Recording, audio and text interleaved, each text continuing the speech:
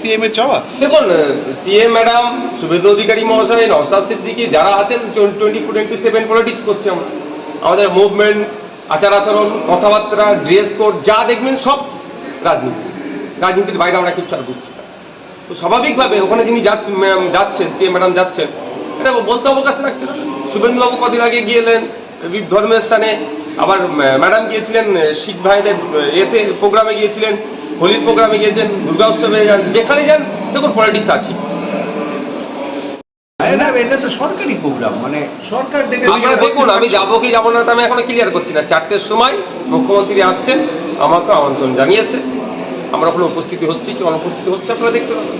অনেকে বলছে যে গত সোমবার আপনার সঙ্গে যে বৈঠক হয় নবান্নে, সেই বৈঠক থেকেই নাকি গোটা বিষয়টা ঠিক হয়েছে। না, ওই গত সোমবারে আমার বৈঠক ছিল ভাঙড় বিধানসভার উন্নয়নের স্বার্থে। যে এমএলএ কোটায় যে টাকাটা আসে, সে টাকাটা খরচ করতে দেওয়া হচ্ছিল না, পঞ্চায়েত সমিতি দিচ্ছিল না।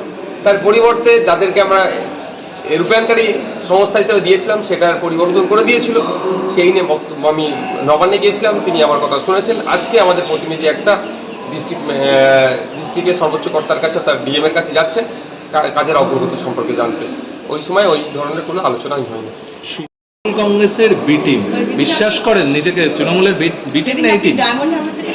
দেখুন, ইতিপূর্বে তৃণমূলের লোকজন আমাদেরকে বলতো যে আমরা বিজেপির বি টিম, এখন বিজেপির লোকজন বলছে আমরা তৃণমূলের বি টিম।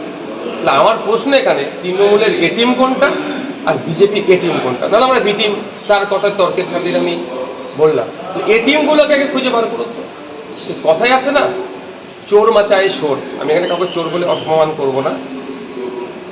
আমাদের গ্রাম্য ভাষা একটা কথা আছে, গ্রামে আগে চোর পড়লে গ্রামের মানুষ উঠে গেলে চোর চোর চোর বলে চিৎকার করতো, ওর মধ্যে চোর চোর চোর করতে করতে বেরিয়ে পালতো।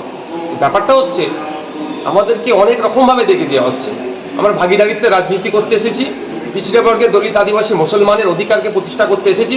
সুতরাং কারো দলের কোনো দলের লেজুর ভিত্তি হয়ে আমরা থাকবো না। আমরা আমাদের অধিকারের জন্য গণতান্ত্রিক প্রক্রিয়ায় সর্বোচ্চ চেষ্টা করি।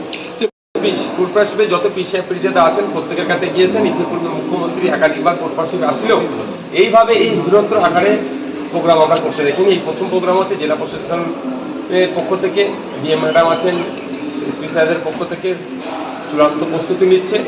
এবার আমার যাওয়ার যে ব্যাপারটা প্রশ্ন করছেন, 4টের সময় মুখ্যমন্ত্রী আসছেন, সেই সময় আপনারা দেখবেন।